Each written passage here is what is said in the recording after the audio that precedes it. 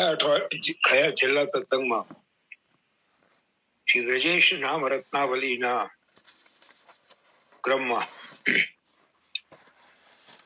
33 નામો સુધી આપણે અર્થ વિસ્તાર જોયો હતો. 4 નામો ગયા અઠવાડિયે જોયા હતા. શ્રી આશુ કવયે નમઃ. દેવ ભાષા સંસ્કૃત में प्रसंग के अनुरूप तत्काल छंदोबद्ध ललित मधुर श्लोक रचना करने में सक्षम श्री लीलानुभव परायणाय नमः. एकांत में विविध भक्ति चिंतन द्वारा तन्मयता की स्थिति में अंतर रमण में निमग्न रहने वाले श्री आचार्य शयानुसारी ग्रंथ व्याख्या निरूपकाय नमः. श्री आचार्य चरणों के जलभेद नवरत्न चतुश्लोकी आदि ग्रंथों की उनके मूल आशय के अनुरूप एवं प्रमाणभूत व्याख्या करने वाले आज ग्रंथों અહીંયા ઉલ્લેખ કર્યો એના સંબંધિત નામો પાછા આગળ આવશે. અને 33મું નામ શ્રી બ્રહ્મર્ષાય નમઃ. ભારત સરકાર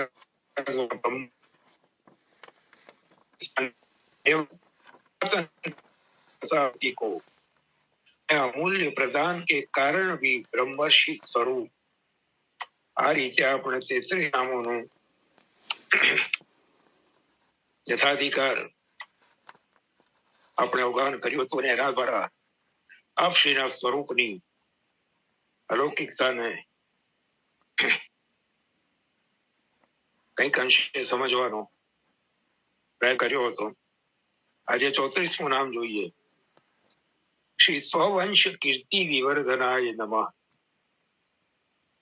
अलौकिक वीर्य धर्म स्वरूप श्री बालकृष्ण लाल जी की यशोज्वल वंश परंपरा को अपने कृतित्व एवं व्यक्तित्व से अधिक कीर्ति भाजन बनाने वाले तृतीय गुरु की ये परंपरा श्री बालकृष्ण संभूता श्री गुसाई जी ना तृतीय लालजी श्री बालकृष्ण लालजी થી જે શરૂ થઈ અને શ્રી પ્રભુના અલૌકિક વીર્ય ધર્મ જેનામાં પ્રકટ બિરાજે છે એવા શ્રી બાલકૃષ્ણ લાલજીની આ પરંપરા એ જ વીર્ય ધર્મ આજે પણ દ્રશ્યમાન થાય છે, સ્પષ્ટપણે દ્રશ્યમાન થાય છે. એ પરંપરામાં પૂજ્યપાદ સરકારશ્રી પણ પ્રગટ થયા છે. નામથી પણ શ્રી બાલકૃષ્ણજી છે. શરૂઆતના નામોમાં શ્રી બાલકૃષ્ણ વંશ સંપ્રદાય નમઃ અને શ્રી બાલકૃષ્ણાય નમઃ એ નામોની જયારે ચર્ચા કરી ત્યારે આપણે વિચાર્યું હતું નામથી પણ જે પોતે શ્રી બાલકૃષ્ણજી છે.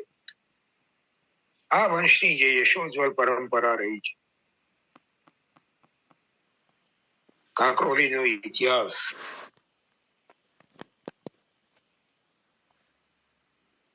જેમને થોડો ઘણો પણ ખબર છે એમને ખ્યાલ હશે.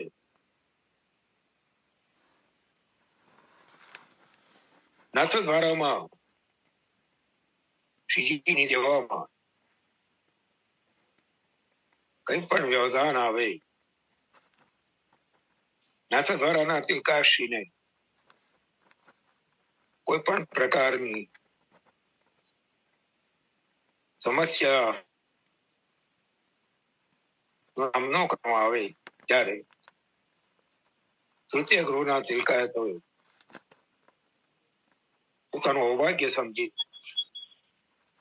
શ્રીજીની સેવામાં પોતાનું અમૂલ્ય યોગદાન આપ્યું છે. શ્રીજીની સેવામાં કોઈ વ્યવધાન આવવા દીધું નથી.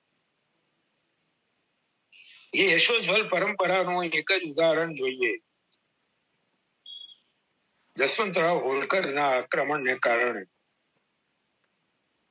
સંવત 1858 શ્રીજી નાથદ્વારા સિંહાસન ઉદયપુર પધાર્યા. ઉદયપુરથી ગસિયાડ પધાર્યા. 6 વર્ષ ત્યાં બિરાજ્યા અને જયારે શ્રીજીને પાછા સિંહાડ પધારવાની ઈચ્છા થઈ એ અંધાધૂંધીના અને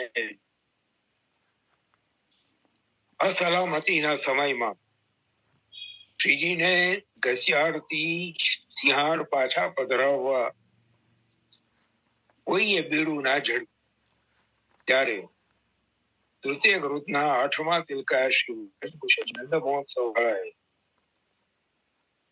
શ્રીજીની ઈચ્છા જાણીને એ સેવાને પોતાનું સૌભાગ્ય માનીને એ સમયના 7 લાખ રૂપિયા ખર્ચ કરીને મહારાણા પાસેથી બંદોબસ્ત મેળવીને શ્રીજીને સિંહાડથી નાથ દ્વારા પાછા પધરાવ્યા.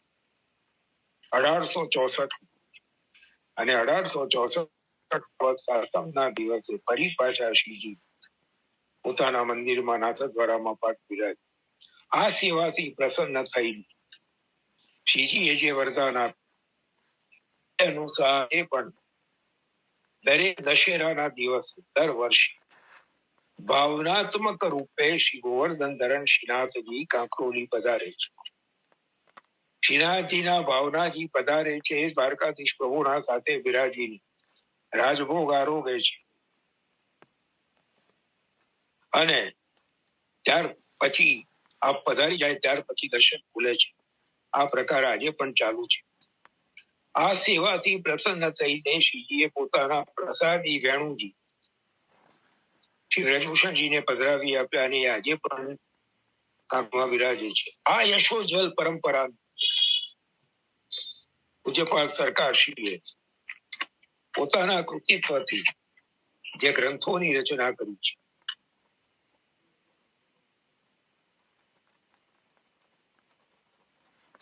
જેની કોઈ ઉપમા નથી અને પોતાનું વ્યક્તિત્વ હિમાલય જેટલું વિરાટ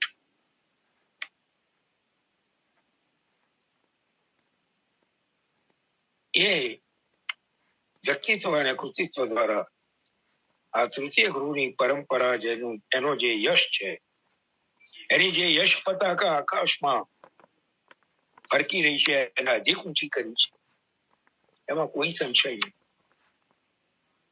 આજે પણ સંપ્રદાયમાં કોઈ પણ ઘરે જાઓ ક્યાંય પણ તૃતીય ગૃહ પરંપરાની વાત નીકળે એને એમાં પણ નજીકના ભૂતકાળની વાતમાં શ્રી દાદાજી શ્રી બ્રજભૂષણલાલજી અને પૂજ્ય સરકાર શ્રી રજેશ કુમારજીનો જયારે ઉલ્લેખ થાય ત્યારે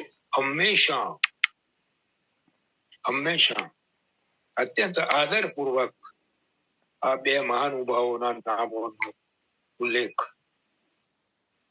તો ઘણા વૈષ્ણવોએ અનુભવ્યો છે, જોયો છે.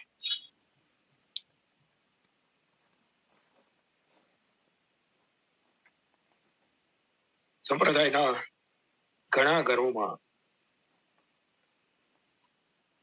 કોઈ મૂંઝવણ હોય તો એનું નિવારણ એનું નિરાકરણ સરકારશ્રી દ્વારા થયું છે અને એના દ્વારા તૃતીય ગુરુની પરંપરાને અધિક ઉજ્જવલ કરી છે. હસ્તાક્ષર પ્રાચીન આચાર્યોના હસ્તાક્ષર આપની પાસે કોઈ પણ પ્રાચીન આચાર્યના હસ્તાક્ષર લઈને જઈએ દર્શન કરતા માત્રમાં આપ કહી દે કે આ શ્રી મહાપ્રભુજીના હસ્તાક્ષર છે, કે આ શ્રી ગુસાઈજીના હસ્તાક્ષર છે, કે આ શ્રી હરિરાયજીના હસ્તાક્ષર છે. આ જે આપના વ્યક્તિત્વના જે અલૌકિક પાસાઓ છે એના દ્વારા તૃતીય ગુરુની જે પરંપરા એના યશમાં નિસંશયપણે અનેક ઘણી વૃદ્ધિ થઈ છે, એમાં કોઈ સંશય નથી. સતીશ કાકા બોલો. પૂર્વનો પ્રસંગ યાદ આવ્યો કે એક વખત તમે ગુસાઈજીના કઈક હસ્તાક્ષર પ્રાપ્ત થયા હતા અને ત્યાં લઈને ગયા હતા એટલે એમને તરત જોતાની સાથે કીધું કે આ તો ઉત્તરાર્ધ અવસ્થાના એમના હસ્તાક્ષર છે. એ એનો અર્થ પણ કરી આપ્યો. એનો અર્થ પણ કરી આપ્યો, લખાવ્યો પણ ખરો. થોડો પ્રકાશ કરો ને.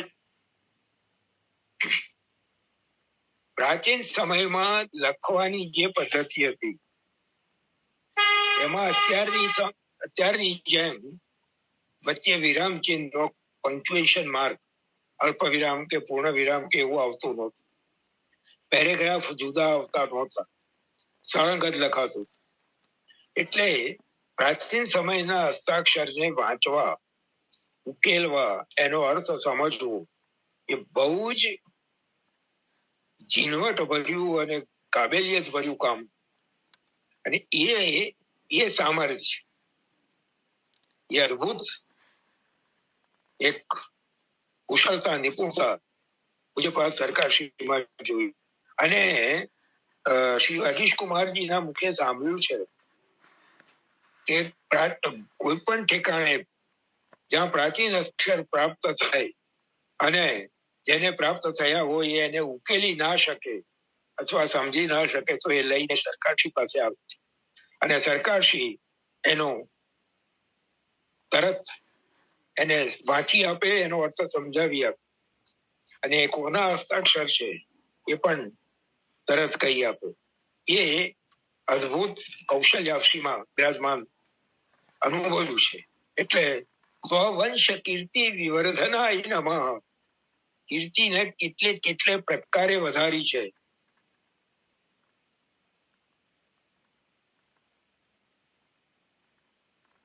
એક ગુણ અપાર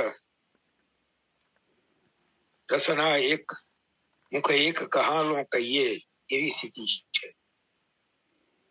ત્યાર પછીનું 35મું નામ છે श्री कांति नगर निरूपतये नाम. मेवाड़ के महाराणा द्वारा परापूर्व से प्रदत्त अधिकारों के कारण कांकरोली ठिकाने के शासक राजा, કાંકરોલી ઇતિહાસનો જેમને અભ્યાસ છે એમને ખબર હશે કે પદ્માવતી માજી મહારાજના સમયમાં ઉદયપુરના મહારાણા શ્રી ફતેહસિંહજી દ્વારા કાંકરોલીને સ્વાયત્ત શાસનના અધિકારો પ્રદાન કરવામાં આવ્યા હતા. કાંકરોલી એક સ્વતંત્ર નાનકડી રિયાસત બની. કાંકરોલી પાસે ન્યાયના અધિકારો, જ્યુડિશરી પણ કરી, પોલીસ પણ કરી. અને કાંકરોલીમાં કારવારી, જે નીચે કચેરી ચાલતી હતી એમાં કચેરી એક મંદિરના વહીવટ માટે ચાલે અને એક આ રજવાડાના વહીવટ માટે ચાલે. અને એમાં જે ફરિયાદો આવે એનો ન્યાય પણ થતો હતો. અને એટલું જ નહીં, પોતાના ગુરુઘર પ્રત્યેની નિષ્ઠાના કારણે મહારાણાએ એમાં એક એવી કલમ રાખેલી કે કાંકરોલીની અદાલત, કાંકરોલીના તિલકાયત દ્વારા જે ફેસલો આપવામાં આવે, જે જજમેન્ટ આપવામાં આવે, એની અપીલ બીજી કોઈ કોર્ટમાં ના થાય, કેવલ મહારાણા પાસે. આ જે અધિકારો મળેલા, ભારત સ્વતંત્ર થયું ત્યાં સુધી દાદાજીએ, શ્રી બ્રજભૂષણલાલજીએ પણ એ અધિકારો ભોગવ્યા રાજા તરીકે અને તૃતીય ગૃહના તિલકાયત તરીકે, એક આચાર્ય તરીકે, બંને રીતે કુશળતાપૂર્વક નિર્વાહ કર્યો. અને એ જ પરંપરામાં સરકારશ્રી બિરાજ્યા એટલે એ પણ કાંકરોલી નરેશ તરીકે જ ઓળખાતા થયા. અને ઉદયપુરના મહારાણાઓ આજે પણ ગુરુઘરનું એટલું જ સન્માન જાળવે છે. જેમણે જૂના ફોટોગ્રાફ જોયા છે એમને ખબર હશે. એટલે એક કાંકરોલી નગરના રાજા તરીકે પણ કાંકરોલી નરેશ તરીકે જ ઓળખાતા રહ્યા. અને અત્યારે પણ આપણા જે ઉત્તરાધિકારી શ્રી વાગીશ કુમારજી છે એ પણ કાંકરોલી નરેશ તરીકે જ ઓળખાય છે. રાજા તરીકે કાંકરોલીના તિલકાયતોએ પ્રજાના સુખાકારી માટે જે કાર્યો કર્યું છે એનો વિગતવાર ઉલ્લેખ જે તે તિલકાયતના ચરિત્રમાં કાંકરોલી ઇતિહાસમાં આપવામાં આવ્યો છે. એના પરથી ખ્યાલ આવે છે કે એક આચાર્ય હોવાની સાથે સાથે એક રાજા તરીકે પણ પોતે કેવી પોતાની પ્રજાની કાળજી લીધી છે અને કેવા પ્રજા કલ્યાણના કાર્યો કર્યા છે. ચાલો 36મું નામ. ભાઈ કેટલા વાગ્યા? પછી પ્રશ્નોત્તરી રહી જાય છે ને. એક 36મું, હા 36મું નામ લઈ લઈએ પછી આપણે પ્રશ્નોત્તરી પર જઈએ. श्री सहस्राधिक श्लोक कर्त्रे नमः. अपनी कुमारावस्था से आरंभ कर समग्र जीवन काल में हजारों श्लोकों की रचना करने वाले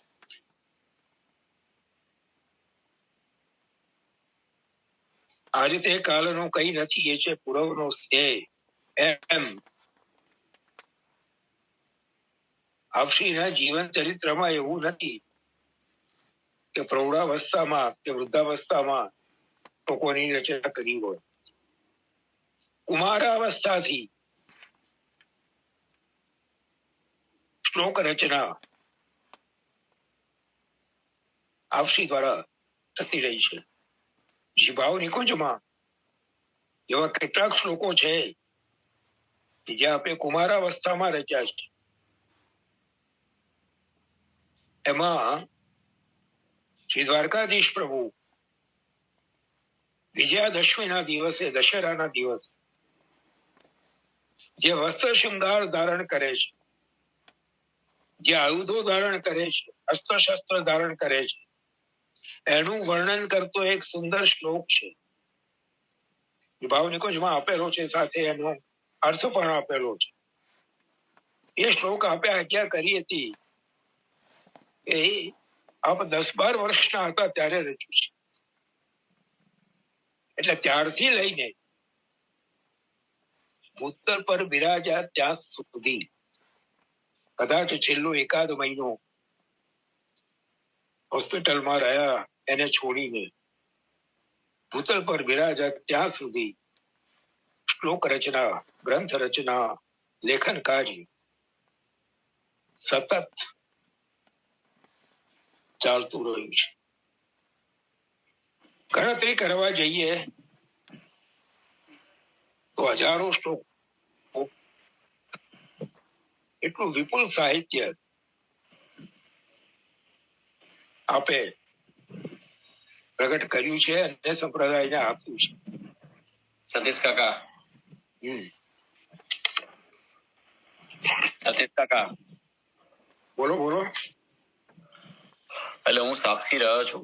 હજુ સરકારશ્રીના ઘણી બધી એવું છે કે વસ્તુ પ્રગટ નથી કરી, પણ એનો હું સાક્ષી એટલે રહ્યો છું અને મને એનું ગર્વ થાય છે કે ઘણા બધા સ્તોત્રો અને ઘણી બધી વસ્તુઓ એવું છે કે રચ્યું હોય અને આપણે એવું છે કે રચના ના દર્શન કરાયા હોય અને સ્વતઃ સુખ માટે, આત્મ સુખ માટે એમને કોઈ જગ્યાએ પ્રગટ નથી કર્યું, પણ એનો હું સાક્ષી રહ્યો છું.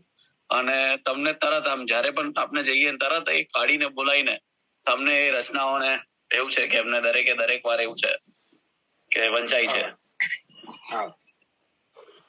એ મારું સૌભાગ્ય છે, સૌભાગ્ય છે, પરમ સૌભાગ્ય છે. જયારે સન્મુખ થયો છું ત્યારે કંઈ પણ નવી રચના કરી હોય તો પ્રેમપૂર્વક, કૃપાપૂર્વક મને બતાવી છે, સમજાવી છે.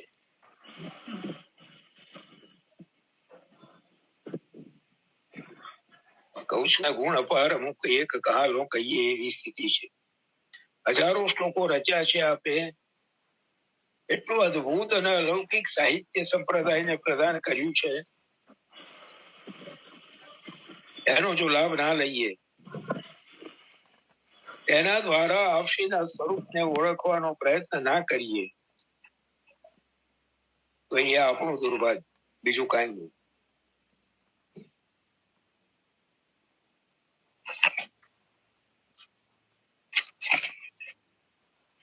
ચાલો, હા બોલો. કેટલી સુંદર રચનાઓ છે. અત્યારે હજુ એમને પોતાના સુખ માટે જ પ્રગટ કરી છે, હજુ પ્રકાશિત નથી થઈ અને એમની ઈચ્છા પણ ઓછી હતી, પણ એ પોતાના સ્વતઃ અનુભવ જે ઠાકોર સાથેના એ એ કૃપા કરીને તમને બધા વંચાયા છે.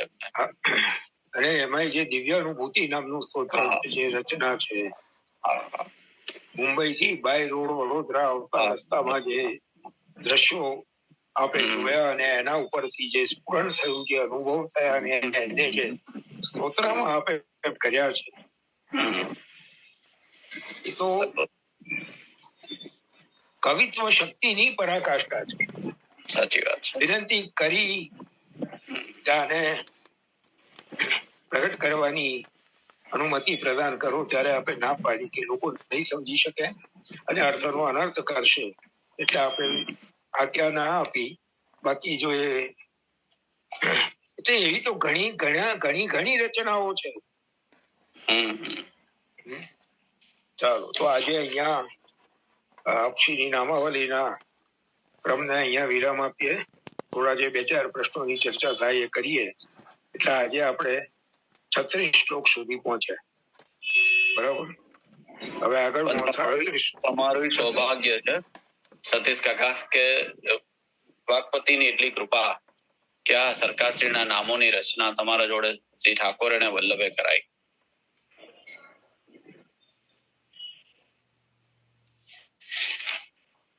લઈયો છું, કોઈ લખાવે છે ને લખું છું.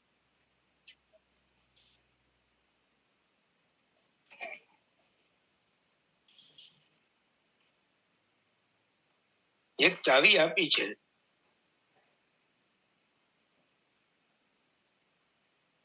તદુત્તમ અપી દુર્બોધમ સુબોધમ સ્યાદ્યથા તથા.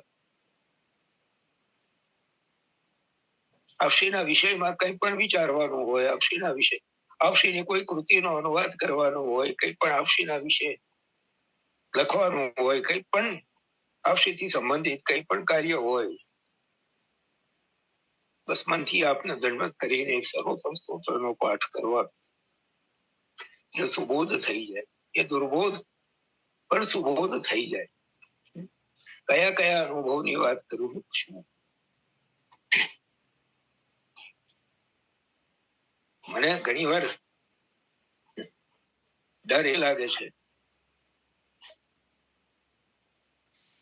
કે જે કઈ હૃદયની તિજોરીમાં ભરી રાખ્યું છે એ ક્યાંક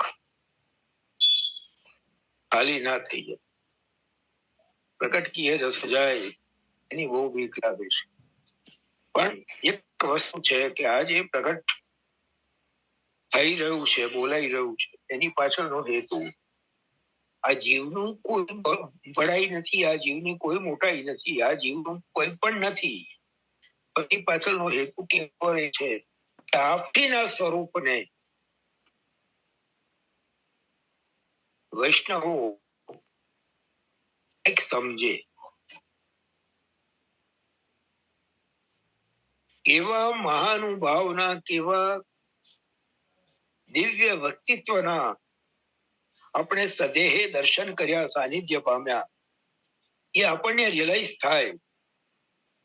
એટલા માટે આ અહીંયા નામાવલીના ક્રમમાં આપશી સાથેના પ્રસંગો પ્રગટ કરું છું. બાકી આ જીવનું એમાં કોઈ વડાઈ નથી, આ જીવનું કોઈ મોટાઈ નથી. મારા આ જીવ ઉપર તો કેવળ અને કેવળ કૃપા જ છે. આ જીવને કેવળ આપે માધ્યમ બનાવ્યો છે, એ આ જીવનું પરમ સૌભાગ્ય છે. હવે પ્રશ્નો નહીં, ચર્ચાના ક્રમમાં. હા દીપેનભાઈ કઈક કહેતા હતા, શું કહેતા હતા? બોલો. એટલે એ જ કહું છું કે કેવળ એટલું જ નહીં પણ સતત કૃપાની અનુભૂતિ પણ સતત થઈ શકે. અનુગ્રહ એમનો સતત રહ્યો છે. દર્શન તો પામ્યા છે, પણ એટલું જ નહીં પણ એમનો સ્નેહ, કૃપા સતત, એની અનુભૂતિ સ્ટીલ ગોઈંગ ઓન. એમ એવું નથી કે અત્યારે પણ વિદ્યમાન નથી, અત્યારે પણ અહેસાસ કરીએ છીએ કૃપાને. ભાઈ હું તો હંમેશા એક આગ્રહ રાખું છું, અને કોઈ વૈષ્ણવ સાથે ચર્ચા થાય છે ત્યારે એ વૈષ્ણવને પણ નિવેદન કરું છું કે સરકારશ્રી વિશેની કોઈ પણ વાત કરતા હોય ત્યારે બને ત્યાં સુધી ભૂતકાળનો પ્રયોગ ના કરો. વર્તમાન કાળનો જ પ્રયોગ કરવો, કારણ કે અલૌકિક સ્વરૂપે અક્ષર દેહથી આપના વાંગમય સ્વરૂપથી આપ આજે પણ બિરાજમાન છે, જેમાં કોઈ શંકાને સ્થાન નથી. આ વિભૂતિનું જે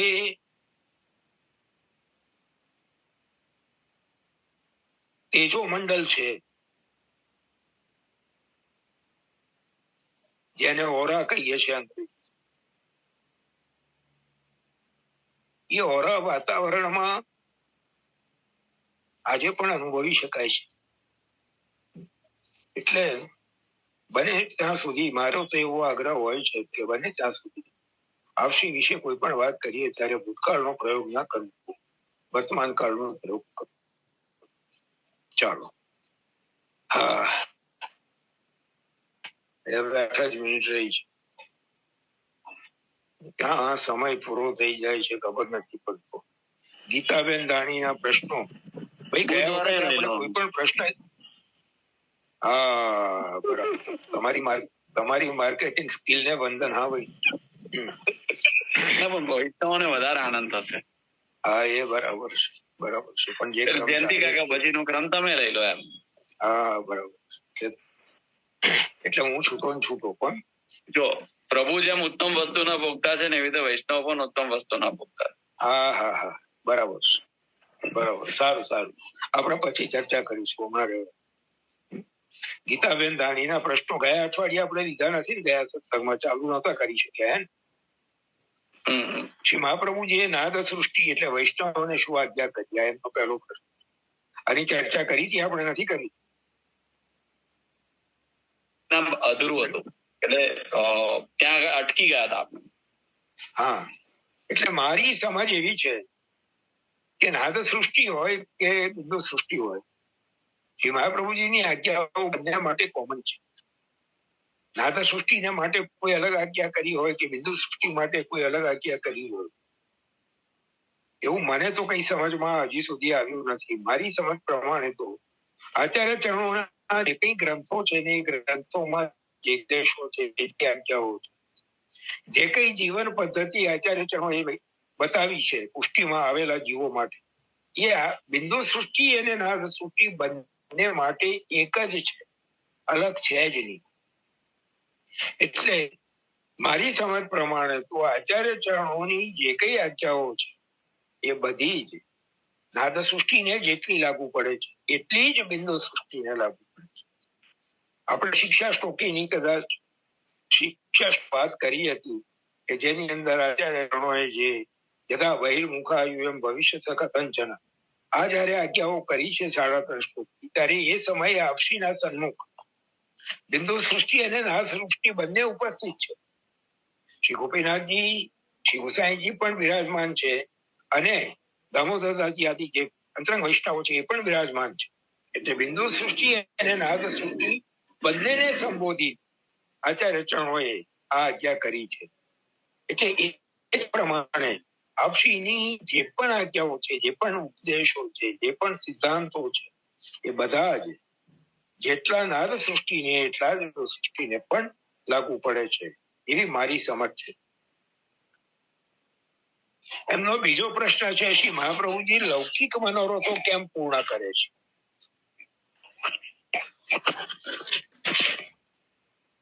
પારલૌકિક હિકદાન ક્રોધ, આવું નામ સર્વોત્તમજીમાં શ્રી ગુસાઈજી પ્રભુ ચરણોએ આપ્યું. પારલૌકિક અને ઐહિક બંનેનું દાન કરનારા શ્રી આચાર્ય ચરણ છે. તો ઐહિક નું દાન જે શ્રી આચાર્ય ચરણ કરે છે, લૌકિક મનોરથ પોતાના શરણાગત જીવના પૂર્ણ કરે છે, તો એ માટે કરે છે કે એનાથી એ જીવની પ્રભુમાં સન્મુખતા વધે. પ્રભુથી વિમુખ થાય જીવ, એવા લૌકિક મનોરથ શ્રી મહાપ્રભુજી પૂર્ણ નથી કરતા. પણ જેમ નરહરિદાસ ઘોડિયાની વાર્તા છે, એને પહેલા સમુદ્રમાંથી ધન અપાવ્યું, દ્રવ્ય અપાવ્યું, અને એના દ્વારા એમને પ્રભુમાં નિષ્ઠા દ્રઢ કરાવી. એટલે જ્યાં જ્યાં પણ શ્રી મહાપ્રભુજીએ ભક્તોના લૌકિક મનોરથો પૂર્ણ કર્યા છે, ત્યાં એનો અર્થ એવો સમજાય છે, એનો હેતુ એવો સમજાય છે કે એના દ્વારા શ્રી મહાપ્રભુ એ જીવની પ્રભુમાં સન્મુખતા વધે એને માટે પ્રયાસ કરે છે, એવો ઉપક્રમ કરે છે. કેવળ મોશોખ માટે કે પ્રભુને ભૂલીને સંસારના સુખોમાં જીવ રચો પચો થઈ જાય એવા મનોરથો એમાં પ્રભુજી પૂર્ણ નહીં કરે. કારણ કે સત્યદાસ ચોપડાને તો શરણે આવતા જ આજ્ઞા કરી કે થોડા સમયમાં તારું બધું દ્રવ્ય ખતમ થઈ જવાનું છે. એટલે લૌકિક મનોરથો જ્યાં શ્રી મહાપ્રભુજી પૂર્ણ કરે છે ત્યાં છે કે એ જીવની પ્રભુમાં એના દ્વારા નિષ્ઠા વધે, મુક્તા વધે. ત્રીજો પ્રશ્ન છે, શ્રી મહાપ્રભુજીએ જગતમાં કોની કીર્તિ વધારી છે? સતીશ કાકા, અહીંયા પણ 3 મિનિટ અહીંયા પણ સર્વોત્તમજીનું નામ. હે 3 મિનિટ રહી છે. 10:17 થઈ ગઈ. ચાલો તો પછી આશ્ચર્યપદ કરી લઈએ. હા, આ ત્રીજા પ્રશ્નથી આપણે આવતા આ 25 ક્રમ લઈશું. સમય પણ પ્રભુની વિભૂતિ છે ને. કાળ એ પ્રભુનો અધિકારી છે. પ્રભુના અધિકારી હોય એનું માન આપણે જાળવવું પડે. જો અધિકારીની નો અનાદર કરીએ તો જેમને અધિકાર આપ્યો છે એમનો અનાદર કર્યો કહેવાય. એટલે અધિકારીનો અનાદર આપણાથી ના. ચાલો પછી આશ્રયપદ કરી અને સમાપન કરીએ. ચરણ કેરો ભરોસો દળે ચરણ કેરો જીવન ચંદ છટા વિનય કવજ માજે અંધેરો ભરોસો દળઈન ચરણ કેરો સાધન ઓર નૈયા કલી મેં દાસો હોત નિવેરો પૂરે કહે દિવ્ય યાદરો મોલે કો ચેરો ભરોસો દળઈન ચરણ કેરો ચરણ કેરો